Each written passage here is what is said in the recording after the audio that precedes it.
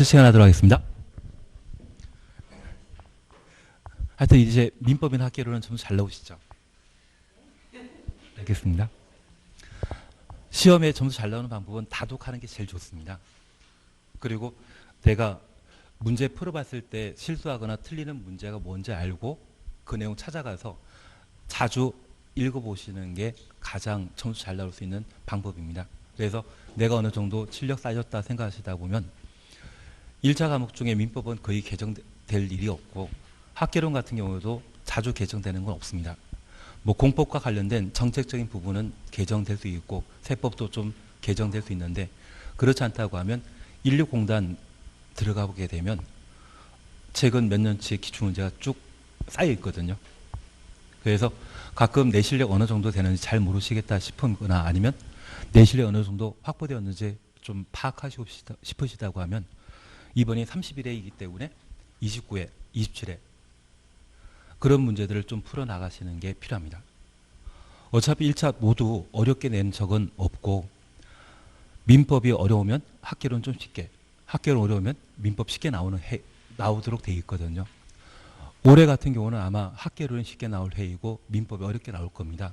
그래서 29회 때나 27회 인력공단 들어가셔가지고 기출문제 다운받아서 한번 문제 풀어보시면 그 난이도가 좀 유사하게 나올 거거든요. 나는 민법 학계론 실력이 충분하기 때문에 그 정도는 할 수 있다. 그리고 같이 모여가지고 왜 이 문제에 누구는 맞추고 누구 놓쳤다고 하면 문제 푸는 포인트가 있거든요. 서로 공유하는 것도 앞으로 그런 문제 유형 나왔을 때 잘 해결할 수 있는 방법을 서로 의견 교류할 수 있으실 겁니다. 꼭 그렇게 한번 해보시는 것도 괜찮지 않나 싶습니다. 시험은 다독하는 게 제일 좋습니다. 74페이지에 지구 단위 계획과 관련되어 1번 함께 보십니다. 지구 단위 계획에 관한 설명 틀린 것 찾도록 되어 있습니다. 지구 단위 계획은 도시군 관리 계획으로 결정한다. 1번 맞습니다. 도시군 관리 계획 결정 사항 중에 5번이 지구 단위 계획이었습니다. 2번입니다. 두 개의 노선이 교차하는 대중교통 결절지부터 2km 이내 위치한 지역은 지구 단위 계획구역으로 지정하여야 한다. 두 군데 틀렸습니다. 세 군데 틀렸습니다. 우선 대중교통 결절지는 3개입니다. 그리고 흔히 역세권이라 표현하게 되면 역사 중심점부터 반경 1km 이내입니다. 지구 단위 계획구역은 지역, 지구, 구역, 존에 관한 개념은 원칙적으로 지정할 수 있다. 할 수 있다 나와줘야 됩니다. 그래서 2번 틀린 지문이 되게 됩니다. 3번입니다. 지도의사는 지구 단위 계획의 결정권자는 국토교통부 장관, 지도의사, 시장, 군수입니다. 그래서 결정권자 중에 지도의사만 제시하게 되면 열거적 표현에 해당되기 때문에 이것 옳은 이야기입니다. 지구 단위 계획구역 지정할 수 있다. 맞습니다. 도시개발구역은 개발사업이 예정되어 있는 것으로서 충분히 지구 단위 계획구역으로 지정할 수 있습니다. 4번입니다. 수립 기준 나오면 항상 국장이 결정하는 것이죠. 그리고 5번입니다. 택지 개발 지구에 시행되는 사업이 끝난 후 10년 지난 지역으로서 끝난 후부터 10년 지난 가로 해놓습니다. 관계 법률에 따른 토지 이용 계획과 건축에 관한 계획이 수립되지 않은 지역은 지구 단위 계획구로 지정하여야 한다. 정택 10년, 시공 30만에 해당되는 것으로 필수적 지정 대상으로 5번 옳은 지문입니다. 그러면 우리 다시 이걸 봐놓습니다. 작년에 지구 단위 계획과 관련되어서는 용어 정의에 관한 내용을 시험에 낸 적 있습니다. 여기 지구 단위 계획은 도시군 계획 수립 대상 지역, 도시군 계획 수립 대상 지역은 특광시군입니다. 특광시군 일부에 토지 이용을 합리화하기 위해 수립하는 계획이다. 그래서 도시군 계획 수립 대상 지역 뒤에는 항상 일부란 말이 나와줘야 되고 작년에 기출문제이기 때문에 올해 나올 일은 없을 겁니다. 두 번째, 이 지구 단위 계획은 지구 단위 계획 구역에 지구 단위 계획을 수립하게 됩니다. 그러면 우리 잠깐 이해해 줄 것이 있습니다. 지구 단위 계획 구역은 뭐 하기 위한 장소입니까? 지구 단위 계획 수립하기 위한 장소입니다. 그리고 지구 단위 계획은 무엇을 대상으로 수립합니까? 지구를 단위로. 그래서 이 지구 단위 계획은 지구를 단위로 수립하는 계획이기 때문에 단위마다 수립하거든요. 계획은 대충 수립하는 것이다. 상세한 계획이다.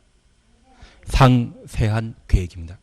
우리가 나중에 부동산 중개업 하시면서 지구 단위 계획 구역에 부동산 중개를 하시게 되면 지구 단위 계획 구역에는 각 필지마다 어떤 건물 건축해야 되는지, 몇 층짜리 건물 건축하는지, 심지어 색채까지 결정되는 경우가 있습니다. 그래서 전남 담양 쪽에는 동네 모든 건물을 주황색으로 페인트 칠해야 되거든요. 한 분이 나는 초록색 페인트 칠하겠다 해서 신문에 나신 적이 있습니다. 지구 단위 계획이 수립되게 되면 지구 단위 계획에 따른 건축물 건축해야 되지 엉뚱한 일을 하면 된다 안 된다? 안 된다. 그래서 지구 단위 계획 구역 내 대시를 거래 중개하게 된다고 하면 그 지구 단위 계획을 열람하셔서 그 필지에는 어떤 형태의 건물, 몇 층짜리 건물, 어떤 용도를 만들 수 있는지 상세하게 확인하고 매수인에게 중개 알선을 하셔야 될 겁니다. 그러면 우리 다시 하나 봐주실 것은 저 지구 단위 계획 구역은 지구 단위 계획을 수립하는 장소이죠. 이런 지구 단위 계획 구역은 도시 지역과 비도시 지역의 지구 단위 계획 구역을 지정할 수 있습니다. 여기 비도시 지역과 관련되어 지구 단위 계획을 수립할 수 있는 유일한 용도 지역은 계획 관리 지역입니다. 주종 관계 따지게 되면 저 계획 관리 지역이 차지하는 면적은 전체 면적의 50% 이상 차지해야 된다는 것 기억해 놓습니다. 그리고 두 번째입니다. 여기 도시지역의 지구 단위 계획 구역 지정하면 지구 단위 계획 구역에 지정된 용도 지구, 도시지역에 지정된 용도 지구 모두 지구 단위 계획 구역으로 지정할 수 있습니다. 우리가 알고 있는 용도 지구는 취계특보 경보고 방방이라고 공부하셨는데 도시지역에 지정된 용도 지구에 대해서는 지구 단위 계획 구역으로 지정할 수 있습니다. 반면 비도시 지역에 지구 단위 계획 구역 지정하고자 한다면 지정 가능한 용도 지구는 딱 하나입니다. 개발 진흥 지구. 그래서 도시 지역에는 개발 진흥 지구이건 고도 지구이건 관계없이 지정된 용도 지구에 대해서는 각각 지구 단위 계획 구역 지정할 수 있는데 비도시 지역의 경우는 어디에만 개발 진흥 지구인 때만 지구 단위 계획 구역을 지정할 수 있습니다. 그래서 용도 지구, 도시역에 지정된 용도 지구라면 종류 가리지 않고 지구 단위 계획 구역으로 지정할 수 있지만 비도시역의 경우는 어디에만 개발 진흥 지구에만 지구 단위 계획 구역 지정할 수 있다는 것 기억해 놓습니다. 그리고 택지개발 사업이나 정비 사업이 이루어지는 곳이라면 모두 지구 단위 계획 구역 지정할 수 있는데 반드시 지정해야 되는 것으로 정택 10년입니다. 정비사업과 택지개발 사업이 완료되고 10년 지난 지역은 지구 단위 계획구로 지정하여야 한다. 그리고 시공록 30만이라는 말을 우리가 함께 보셨습니다.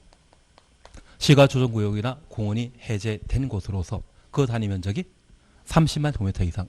저 30만 제곱미터 이상이라면 몇 명 살 수 있습니까? 10,000명이 살 수 있는 동네이거든요. 저 10,000명이 생활하고자 한다고 하면 종전에 시가 조정구역이나 공원 구역이었다고 하면 기반시설 충분하다? 아예 없다. 아예 없습니다. 저 10,000명이 생활할 수 있는 충분한 기반시설을 설치할 목적으로 지구 단위 계획구역 지정하여야 한다. 그리고 녹지지역이 개발 가능한 주, 상, 공으로 용도 지역이 변경되게 되면 지구 단위 계획구역으로 지정해야 한다. 면적 30만 이상일 때. 그러면 다시 이걸 하나 봐주십니다. 만약 생산 녹지 지역을 일반 상업지역으로 용도 지역 변경하게 되면 그 단위 면적이 30만 제곱미터 이상일 때는 지구 단위 계획구로 지정하여야 하고 10만 제곱미터 변경하게 되면 지정할 수 있다. 그래서 시공로 30만은 녹지 지역이 주상공으로 변경되었을 때 그 단위 면적이 30만 제곱미터 이상일 때는 반드시 지구 단위 계획구로 지정하여야 합니다. 특별히 이 녹지 지역을 자생보로 기억합니다. 자연녹지 지역과 생산녹지 지역, 보존녹지 지역으로 기억하고 있는데 그게 주거적, 상업적, 공업지역의 세분 용도로 용도지역 변경되게 되면 지구 단위 계획으로 지정할 수 있는데 면적이 30만 이상이면 지정하여야 한다. 그래서 지금 서초동에 법원 단지에 있거든요. 걔가 한 20년 전에는 꽃동네라는 이야기를 한 적이 있습니다. 온실 그렇게 많았거든요. 그 온실 만들어지는 화훼단지 만들어지는 곳이라면 대부분 생산녹지역이고요. 그 생산녹지역이 법원, 검찰청 만들어져 있는 상업적으로 용도지역 변경되게 되면 그 단위 면적이 30만 이상일 때는 지구 단위 계획으로 지정하여야 한다. 항상 제가 이것 서초동 이야기 드리면 항상 즐겁게 이야기 드리는 게 전두환 대통령 아드님 계시거든요. 그분이 서초동에 땅이 있습니다. 그 땅이 도로 용지로 수용되었거든요. 수용이 아니라 그냥 도로 용지로 만들어졌습니다. 분명 개발 사업, 개발 정보는 알고 계시는데 땅을 잘못 선택하셔가지고 도로 용지로 바뀌어버렸습니다. 괜한 이야기 드렸습니다. 하여튼 도로 되는 땅은 잘 투자하셔야 돼요. 이상한 이야기 드렸습니다. 그래서 우리 잠깐 봐주실 것으로 지구 단위 계획 구역과 관련되어 도시역 그리고 비도시역 각각 구분하셔야 됩니다. 이러한 곳에 지구 단위 계획을 수립하게 되면 구역 지정한 날부터 3년 내 지구 단위 계획을 도시군 관리 계획으로 결정해야 되고 이 지구 단위 계획에는 필사항이 총 몇 개 있다? 교재에 나오지 않아요. 5가지 있지 않으십니까? 기환경 중에 반드시 들어야 되는 것은 무엇? 기반설의 배치 규모라는 것 확인되시겠습니까? 그리고 두 번째입니다. 행위 제한과 관련된 건축 제한과 건폐율, 용적률, 높이의 최고한도와 최저한도. 그래서 지구 단위 계획에는 반드시 포함될 필요사항이 총 몇 개이다? 5개. 그러면 우리 기환경, 환경 경관 얘는 임의사항이지 필요사항 못 된다라는 것 기억해 놓으시고 나는 배형색건이란 말 기억난다? 배치, 색채, 형태, 건축선 이러한 4가지 사항은 필요사항이다, 임의사항이다. 임의사항이라는 것 각각 살펴놓습니다. 그러면 이런 지구 단위 계획이 결정되게 되면 지구 단위 계획대로 건축물을 건축해야 됩니다. 건폐율, 용적률, 높이가 각각 결정되었다면 그에 따라 건축해야 되지 위반되는 행위 할 수 없다라는 것 기억해 주셔야 됩니다. 그리고 두 번째 우리 기억하실 것이 3년과 5년 기억납니다. 구역 결정하면 3년 내 계획 결정돼야 되고 결정되지 않다면 3년 되는 다음날 효력 상실하며 주민이 입안 제한한 지구 단위 계획이 결정되면 몇 년? 5년 내 지구 단위 계획에 따른 공사에 착수하도록 되어 있습니다. 공사에 착수하지 않으면 5년 되는 다음날 효력 상실한다라는 것 확인해 주시는 게 이쪽의 내용입니다. 보니 좀 만만하지 않으십니까? 만만하다. 그래서 올해 시험에 나오게 된다고 하면 여기 지구 단위 계획 구역 지정과 관련되어 도시 지역에 속한 용도지구,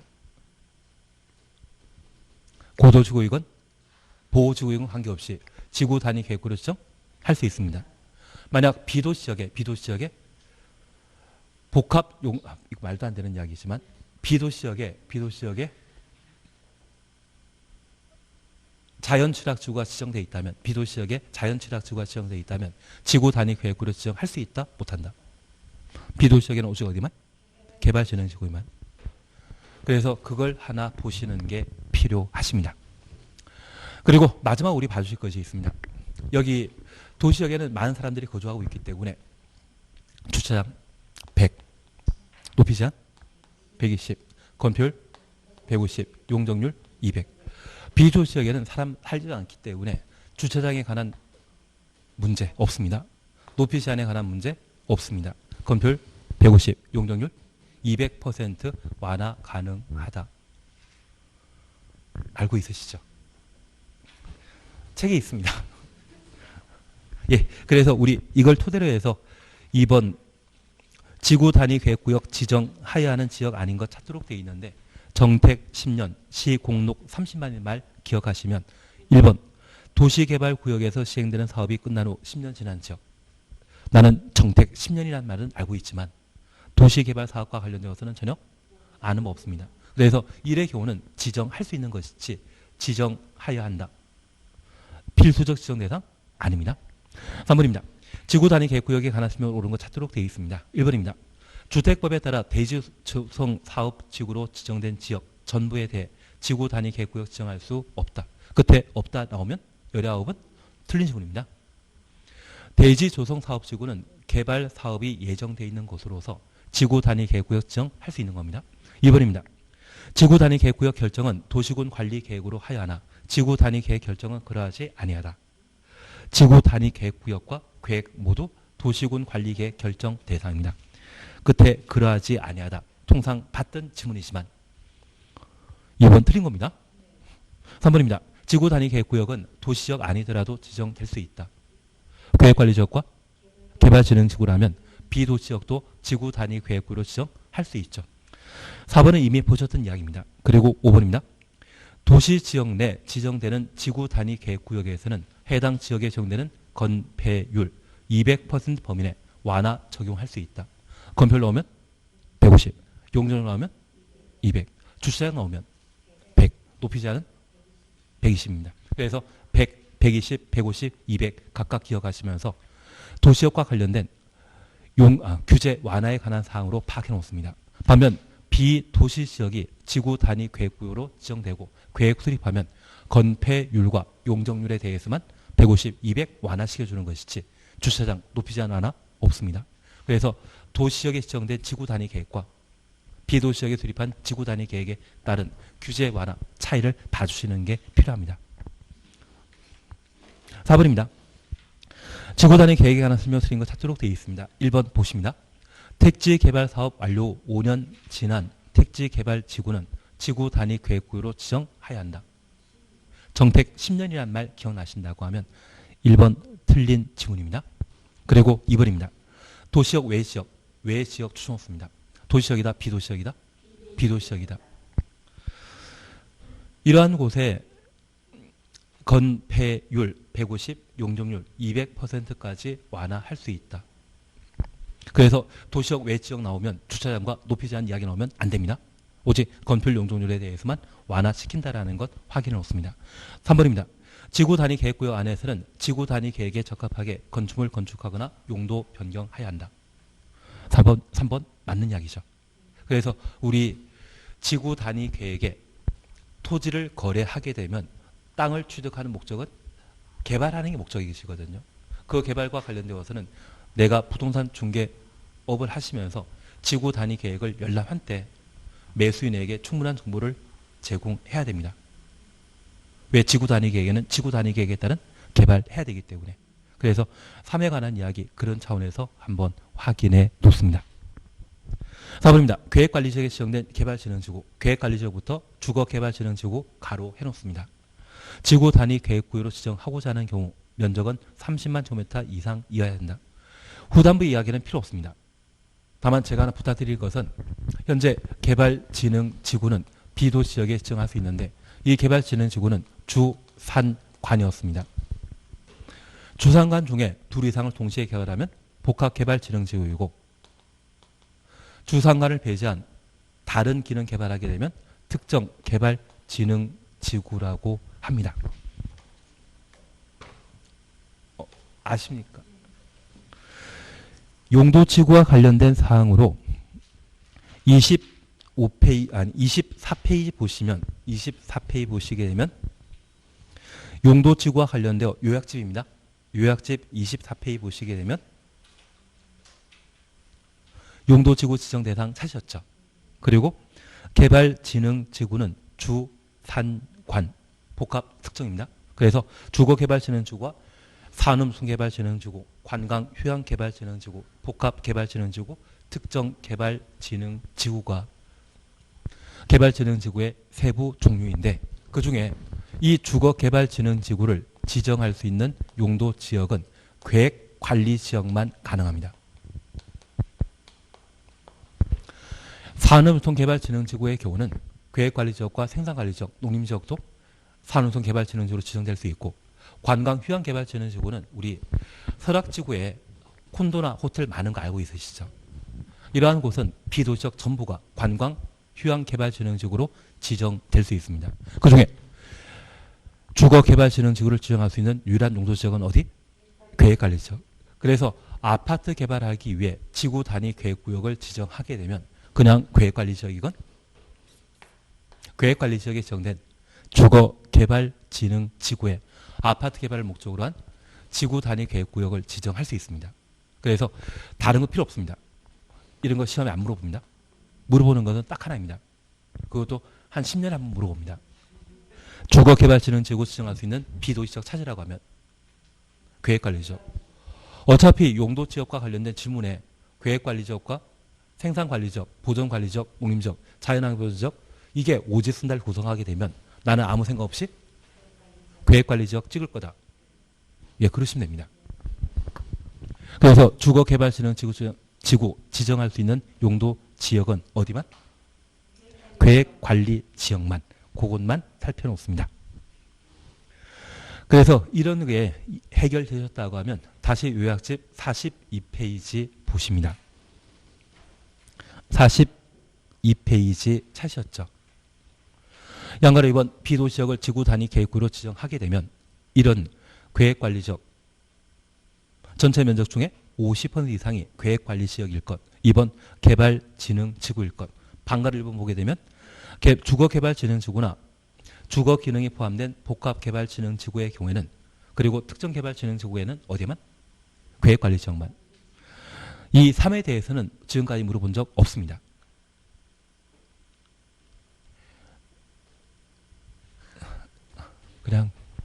그냥 우리는 주거개발진흥지구는 어디만? 계획관리지역만. 더하면 머리 아프다고 이야기하기 때문에 더 못합니다. 어차피 저거밖에 시험에 나온 적 없고 저것만 기억해 놓습니다. 예, 이것만. 다른 거 필요 없습니다. 예, 그래서 우리 계획관리지역에 지정된 주거개발진흥지구. 주거개발진흥지구는 어디만 지정할 수 있다? 계획관리지역만. 그것만 기억해 놓습니다. 그리고 5번입니다. 지구단위 계획구역 지정 고시일부터 3년 내 지구단위 계획 결정 후되지 아니한 경우 그 다음날 효력 상실한다. 그래서 우리 국토계획법에는 4군데 실효 규정이 있습니다. 시가조정구역은 유보기간 끝나는 날 다음날, 도시군 개설 사업은 20년 되는 다음날, 실시계획과 관련된 실효에 대해서는 5년, 7년이었습니다. 그리고 방금 보셨던 지구단위 계획과 관련되어서는 3년과 5년입니다. 주민 위반 제한했다 이야기 나오면 5년, 구역 지정하고 3년 내 계획 결정되지 않다면 3년 되는 다음날 효력 상실한다. 그리고 기반시설 부담구역이 지정되면 1년 내 기반시설 설치계획 수립해야 되고 수립하지 않으면 기반시설 부담구역은 1년 되는 다음날 해제된 것으로 본다. 그래서 국토계획법의 실효는 총 4군데입니다. 시가조정구역과 도시군 계획설 사업. 도시군 계획설 사업에는 전체 실효와 실시계획 실효 세분했습니다. 지구단위 계획 3년과 5년 구분하셨습니다. 기반시설 부담구역 1년이라는 것 보셨습니다. 그래서 국토계획법의 실효는 총 4군데 나온다. 종합문제로 나올 만하기 때문에 한번 확인하시는 것도 필요하실 겁니다. 5번입니다. 도시지역 외 지역에 도시지역 외 지역 가로에 놓습니다. 지구단위 계획구역 지정하고자 하는 경우에 관한 설명으로 틀린 것 찾도록 되어 있습니다. 얘는 그냥 무리이기 때문에 지나가십니다. 무리이십니다. 다만 제가 그냥 듣기만 해주십시오. 보기만 해주십시오. 우선 1번 보시게 되면 비도시지역의 지구단위 계획구역 지정하고자 할 때 아파트와 연립주택 건설 목적이라고 하면 그 단위 면적은 30만 제곱미터 이상 돼야 됩니다. 그리고 아파트, 연립주택은 주택에 해당되기 때문에 어디에만? 계획관리지역만 지구단위 계획구역으로 지정할 수 있습니다.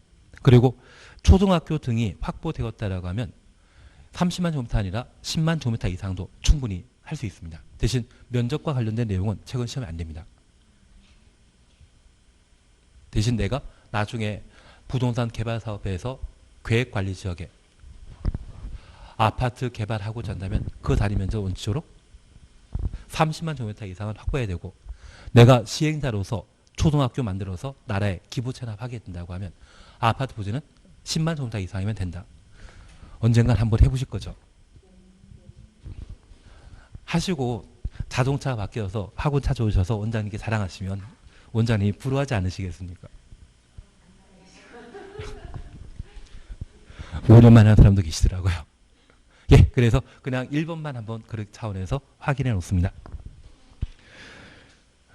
뭐 2번 수도권 정비계획법에 따르게 되는 것은 수도권에 적용되는 사안으로 비수도권에 계신 분은 자연 보전 권역이 뭔지 잘 모릅니다.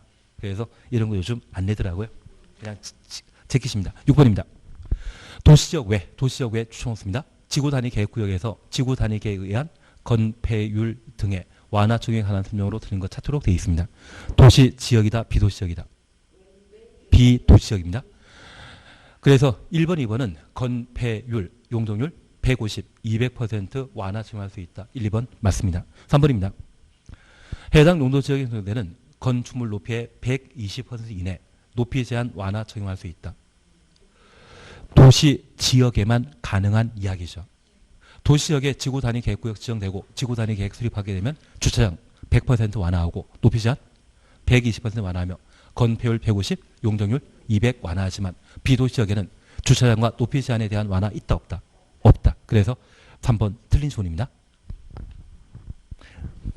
그리고 4번입니다. 계획관리지역에 지정된 개발진흥지구 내 지구 단위 계획구역에서는 건축물 용도, 종류, 규모 등을 완화 적용할 수 있다. 원래 계획관리지역에는 아파트 건축한다 못한다? 못합니다. 못합니다. 지구 단위 계획구역이 지정되니까 아파트 건축할 수 있는 겁니다. 그래서 우리 지난 시간에 용도 지역과 관련된 행위 제한으로서 아파트를 건축할 수 없는 곳, 단독자를 건축하지 못하는 유통상업지역과 전용공업지역, 아파트 건축할 수 없고 자동차 공장 들어가야 될 일반 공업지역에 아파트 건축할 수 없으며 아파트는 개발의 상징이기 때문에 녹간 농자에는 4층 이하의 건물만 건축할 수 있지 아파트 건축한다 못한다? 못한다. 그러면 이 관리지역에는 계획관리지역 포함되거든요. 저 계획관리지역에는 아파트 건축한다 못한다? 못합니다. 그리고 제1종 전용 주거지역과 제1종 일반 주거지역의 경우에는 아파트 건축할 수 없다 보셨는데 기본적으로 계획관리지역의 경우는 아파트 건축하는 것 아닙니다. 대신 저 계획관리지역이 지구 단위 계획구로 지정되게 되면 지구 단위 계획에 따라 건축 제한 완화할 수 있거든요. 지구 단위 계획구로 지정된 계획관리지역에만 아파트 건축할 수 있습니다. 지구 단위 계획 결정 전에는 아파트 건축하지 못한다. 그런 의미로 봐주시면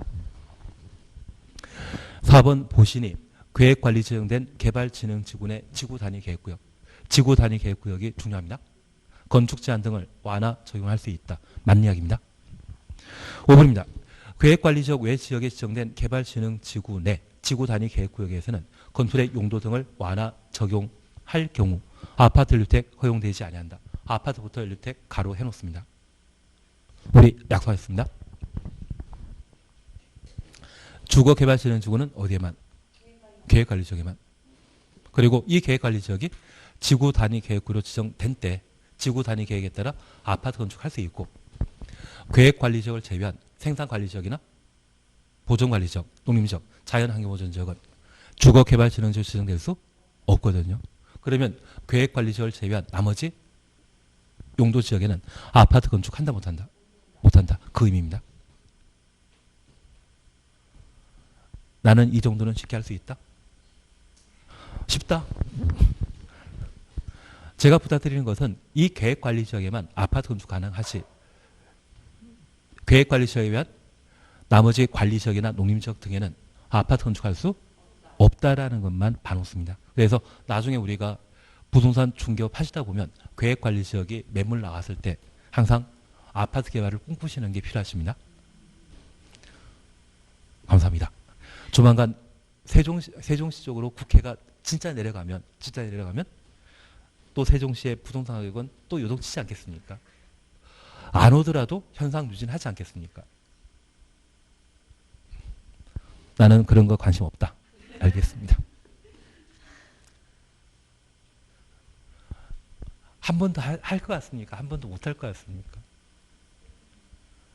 지금 여당이나 야당 보면 야당 쪽에 좀 훌륭한 인물이 계시면 괜찮은데 훌륭한 인물이 없다고 하면 한 번 더 하시면 국회 진짜 내려오지 않겠습니까? 청와대도 아마 내려오지 않을까 싶어요. 하던 계속 하도록 하겠습니다. 그거는 뭐 그냥 넘어가도록 하겠습니다. 하여튼 태종 씨는 그냥 현 상태 그대로도 괜찮을 거고 오면 땡큐이고 안 와도 뭐 현 상태 유지하고 하던 것 계속 하도록 하겠습니다. 그중에 우리는 항상 계획관리 지역이 중개 매물로 나오면 금매로 온 것은 내가 잘 잡는다. 주변 사람들 다 돈 끌어들여서라도 이번에 보니 사모펀드에서 사모펀드 모아가지고 사모펀드는 개인이 돈 모아가지고 만든 거거든요. 아파트 한 동 싹 사버리던데요. 강남 쪽에 뭐 33채에 400억 정도에 딱 매입해버리고 그런 사람도 있으면 나도 똑같이 할 수도 있지 않겠습니까? 하지 말자. 그런 거는. 예, 그런 거 하지 말고 공부를 하시는 겁니다. 그래서 4번, 5번 관련된 내용에는 딱 하나입니다. 아파트, 연립택을 지구 단위 계획에 따라 개발할 수 있는 용도 지역은 개발진흥지역이건 뭐건 상관없이 오직 어디만? 계획관리지역만. 계획관리지역만 아파트, 연립택을 지구 단위 계획에 따라 개발할 수 있다. 그거 잡아주시는 게 필요합니다. 5번 이해되시겠습니까? 계획관리지역 외 지역에 지정된 개발진흥지구 내 지구 단위 계획구역에서는 완화 적용하더라도 아파트 주택 허용되지 않는다. 그래서 계획관리지역에만 아파트 주택 건축할 수 있다는 것 확인해 놓습니다. 어떤 방법으로? 지구 단위 계획으로. 7번입니다. 지구 단위 계획에 포함될 사항 무엇인가 찾도록 되어 있습니다. 얘는 지구 단위 계획 내용을 물어보는 것이거든요. 필수사항 총 5개였습니다. 이제 다 되신 겁니다. 1번입니다. 대통령령이 정하는 기반설의 배치 규모, 기반설의 배치 규모 가로 해놓습니다. 건설의 용도 제한, 건설의 용도 제한은 약칭해서 건축 제한입니다. 건축물의 용도 제한을 약칭하면 뭐다? 건축 제한이 되는 겁니다. 건폐율, 용적률, 높이의 최고한도와 최저한도. 그래서 답은 1번이죠. 그리고 우리 4번 보게 되면 건설의 배치, 형태, 색채, 건축선에 관한 계획. 우리는 얘를 배형색건으로 기억하십니다. 배치, 형태, 색채, 건축선은 필수사항이다, 임의사항이다. 임의사항이라는 것 확인해 주십니다. 나머지는 크게 문제 없을 겁니다. 8번입니다. 지구 단위 계획구역과 지구 단위 계획에 관한 설명으로 틀린 것 찾도록 되어 있습니다. 1번입니다. 구역 지정 고시일부터 3년 내 지구 단위 계획이 결정 고의되지 아니하는 경우 그 다음날 3년 되는 다음 날이겠죠. 3년 되는 다음 날 효력 상실한다. 1번 맞는 질문입니다. 2번 그냥 지나갑니다. 3번입니다. 도시적 아닌 지역이 지정되는 지구 단위 계획구역에서는 건폐율 150, 용적률 200% 범위 내 완화 적용할 수 있다. 도시역이라면 주차장과 높이 제한도 함께 완화되지만 도시역 외 지역, 도시적 아닌 지역에는 건폐율 용적률만 완화된다라는 것 눈에 익혀놓습니다. 그리고 4번입니다. 지구 단위 계획구역에서 지구 단위 계획으로 건축법령상의 대지의 공지 규정, 대지 분할 제한 규정을 완화할 수 있다. 우리 요약집 한번 봐주시겠습니까? 요약집 43페이지 봐주십니다. 요약집 43페이지 보시게 되면 다른 법령의 완화 차시였죠. 만약 이런 문제가 시험에 나오게 되면 갑자기 시험 난이도는 15의 시험이 되어버립니다. 그중에 우리 건축법과 관련된 사항 차시였죠. 건축법과 관련된 규정 차시였는데 얘는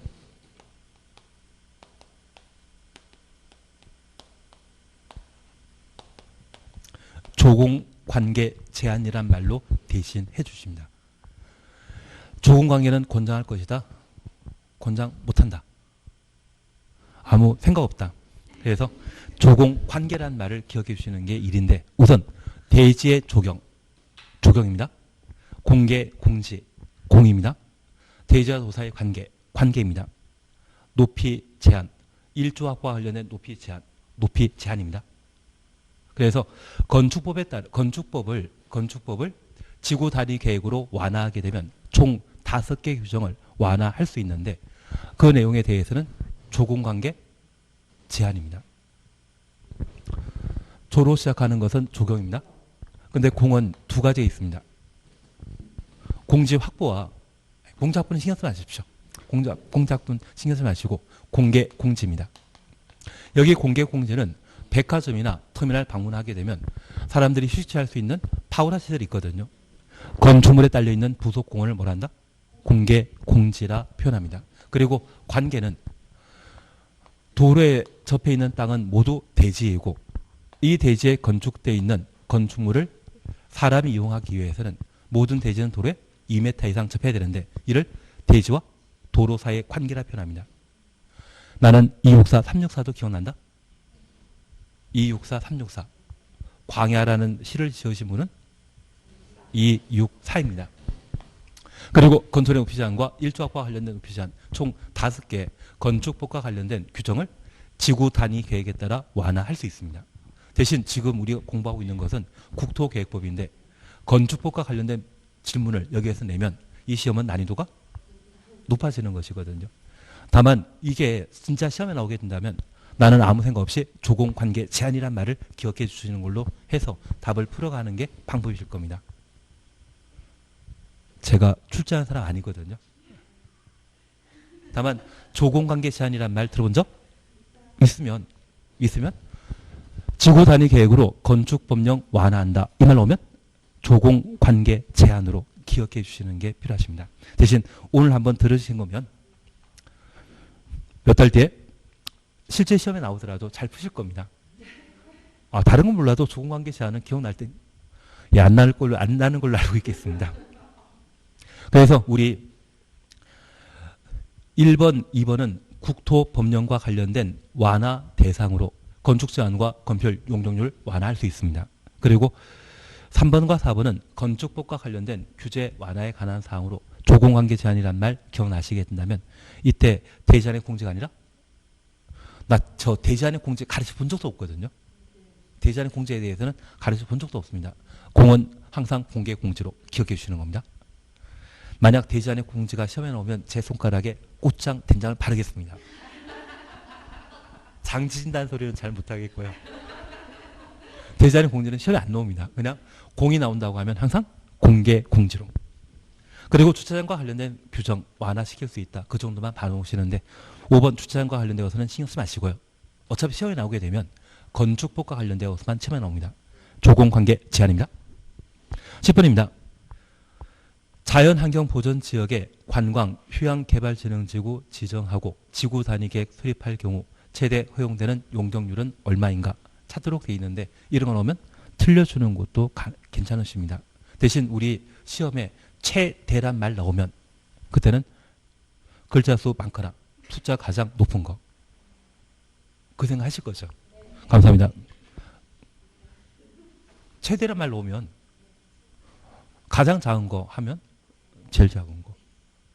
예, 답은 1번으로. 이러고 나오면 양식껏 틀려주셔야 됩니다. 얘가 언제 나왔습니까? 15회 때 제가 그 당시 학원 다니면 한 학원에 700명에서 500명 앉아 계셨거든요. 그렇게 5군데를 다녔었는데 한 학원에 1명 붙거나 2명 붙은 게 다입니다. 괜한 이야기 들었습니다. 그래서 그런 거는 신경 쓰지 마시고 이런 거 나오면 뭐 가장 최대란 말로 오면 큰 거 하죠. 예. 그렇게 해주시는 게 필요하십니다. 이런 걸 꼭 하겠다고 생각하시면 서로 마음 상하시는 겁니다. 저한테 따로 묻지 마십시오. 11번입니다. 11번입니다. 도시정 내 지정된 지구 단위 계획구역의 행위 제한에 관한 설명으로 틀린 것 찾도록 되어 있습니다. 1번입니다. 특별시장, 광역시장, 시장, 군수는 지구 단위 계획구역에 있는 토지를 공공시설 부지로 제공하고 보상받은 자가 보상 금액을 반환한 경우 조례가 정함에 따라 건폐율 용적률 높이 제한 완화할 수 있다. 돈 토해놓은 사람이 있으면 착한 사람이지 않습니까? 이런 거 하면 정신건강에 해롭기 때문에 안 하는 겁니다. 그리고 2번입니다. 도시역의 개발진흥지구 지정하고 지구 단위 계획구역으로 지정한 경우 지구 단위 계획으로 건축물 높이를 150% 범위 내 높이 제한 완화 적용할 수 있다. 나는 도시역의 지구 단위 계획으로 100, 120, 150, 200 기억나는데 건폐율일 때 150이고 높이 이야기 나오면 120 완화시켜주는 것이죠. 2번 맞다 틀리다. 틀리다. 나는 이런 거 전혀 본 적 없다. 하여튼 도시지역에 지구 단위 계획 구역 지정되고 지구 단위 계획 수립하게 되면 주차장 100, 높이 제한 120, 건폐율 150, 용적률 200. 그래서 건축물 높이 나오면 바로 뒤에는 앞에 이상한 이야기 나오건 상관하지 마십시오. 그냥 높이 이야기 나오면 120, 건폐율 나오면 150. 그래서 2번은 틀리다. 나는 잘 못해 먹겠다. 그래도 100, 120, 150, 200입니다. 그리고 비도시역이 지구 단위 계획이 결정되게 되면 건폐율과 용적률에 대해서만 150, 200 완화시켜준다. 그거면 충분합니다. 더 이상 많이 알 필요는 없다. 그래서 2번 틀린 것으로. 3번 그냥 지나가시고 4번 지구 단위 계획 구역의 지정 목적이 차 없는 거리 조성하고자 하는 경우 주차장법에 의한 주차장 설치 기준을 100% 완화 적용할 수 있다. 주차장 나오면 뒤에는 100 나와야 되지 않겠습니까? 그리고 5번입니다. 도시역의 지구 단위 계획 구역에는 지구 단위 계획으로 해당 용도 지역 개발 진흥지역에 적용되는 건폐율 150, 용적률 200% 범위 내 완화 적용할 수 있다.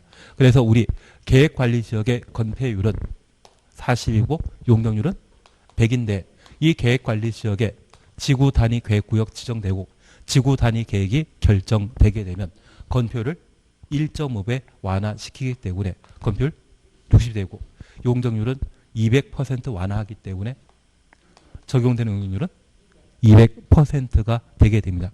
이렇게 용적률이 달라지게 된다고 하면 토지의 가치는 높다 떨어진다. 높아질 수밖에 없습니다. 그리고 이번에 서울 같은 경우는 진짜 이번 정권에서 주택 공급할지 모르겠는데요. 사실 3년 전에 처음 시작했던 게 강남의 모 아파트 재건축하면서 재건축 분양 가격이 4천 초과했던 적이 있거든요. 평당 4천 된 적이 있습니다. 그거 조정해가지고 3,980 만든 적이 있습니다. 그때부터 재건축과 관련된 주택 공급 가격을 규제하겠다고 해서 계속 규제에 관한 대책을 20번 만든 적이 있는데 지금 가격은 분양 가격이 4천 넘었다 1억 정도 된다. 4천만 원 잡으려고 하다가 4천 넘는다 그거 잡으려다가 지금 이 상태 만들어 놨거든요. 그냥 저는 4천짜리 그 당시에 재건축이건 재개발이건 규제 풀어주고 재건축과 관련되어서는 초과이익 환수제를 적극적으로 시행해가지고 그 돈 가지고 학교를 만들거나 도로 만들거나 뭐 공공임대주택 만들어주게 되었다면 이런 주택 문제는 없는 상황이거든요. 앞으로 남아있는 2년 동안 공급 많이 늘리겠습니까? 또 규제만 가겠습니까? 이번에는 하겠죠. 이번에는 하지 않겠습니까? 그럴 때 우리가 잠깐 이해해 주실 것은 저 지구 단위 계획, 도시역에 저 지구 단위 계획 구역 지정하고 지구 단위 계획으로 용적률 200%까지 완화시킬 수 있거든요. 이런 조치만 좀 많이 하게 되면 좀 어느 정도 해결되지 않나 싶습니다. 그리고 진짜 안 되면 강남의 기반시설 싹 없애버리는 겁니다. 그러면 강남은 살기 좋은 동네입니까? 살기 어려운 동네입니까? 그러면 살다가 해도 다 팔고 나옵니다.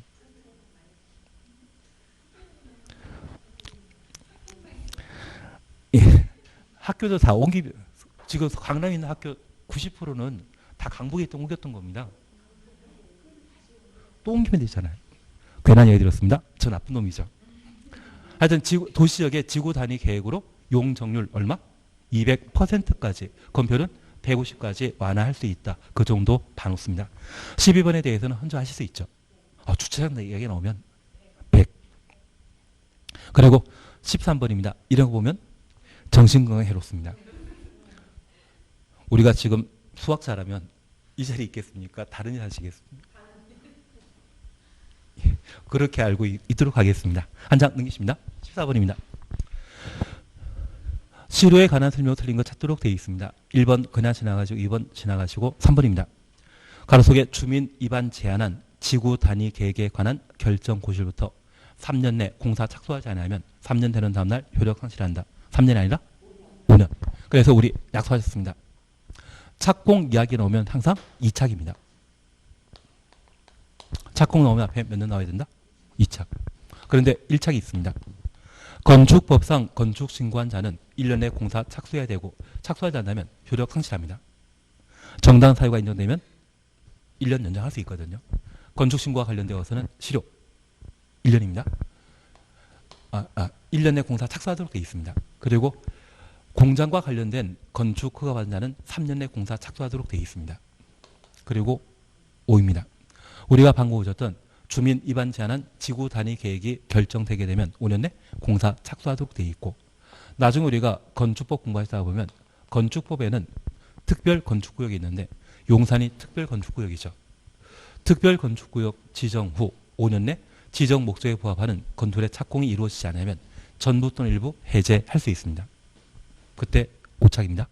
그리고 주택법상 30세대 이상의 주택을 건설하고자 한다면 사업계획 승인받아야 되는데, 저 사업계획 승인받으면 몇 년 내?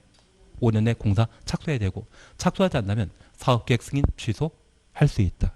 그래서 착공과 관련되어서는 앞에 보통 2년 나와야 되지만 1년, 3년, 5년 세 가지 예외가 존재한다. 그 정도만 봐놓으시고, 그 중에 얘는 5착이죠. 가로 속에 주민 위반 제한이라는 말 보게 되면 5착이라는 것만 각각 살펴놓습니다. 4번, 5번 크게 의미 없습니다. 그리고 쉬었다 하십니다. 쉴 때 계셨는데, 지나셨는데.